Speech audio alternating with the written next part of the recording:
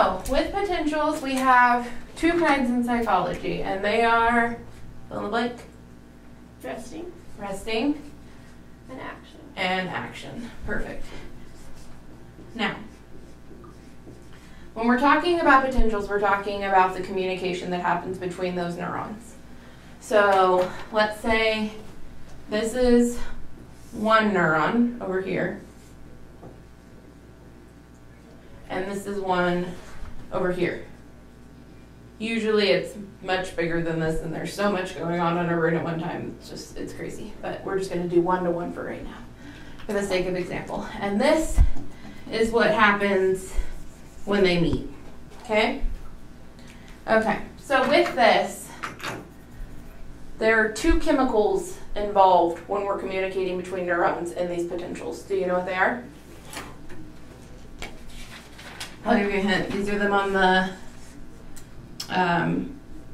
periodic table. Potassium and sodium. Yes, what is the symbol for sodium again? I feel like I'm totally blanking. Na. I was thinking SA, and I knew that was wrong. Okay, so we've got potassium and sodium. So the thing about potassium and sodium is that they kind of counteract each other. So in communication, they can't both be out at the same time. So when we're talking between neurons, we've either got the sodium out or the potassium out. Now the key to knowing the difference between the resting and action potential is which one is out during a action potential. Is the sodium out and about, or is the potassium?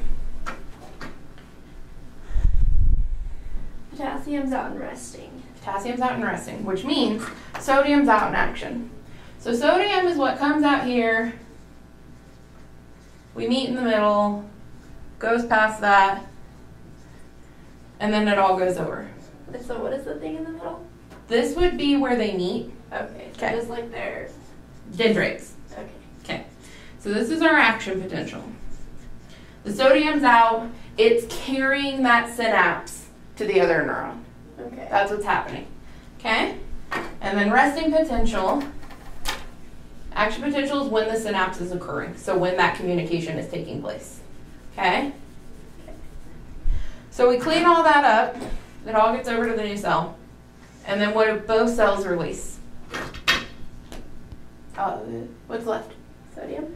Potassium. Oh, potassium. So we're talking about resting potential now. So they both release potassium? It's like they're cleaning up the sodium. They're both recovering. So resting potential is about recovering from the synapse. So what happens when we use our cell phone too much? Like we're on it way too much. What happens to the phone? The battery lasts. The battery dies. It gets hot. Have you ever experienced that? It's just working too hard too much. Same thing happens when this is happening. The more it communicates, the more it really just needs to take a rest, or it's going to burn itself out.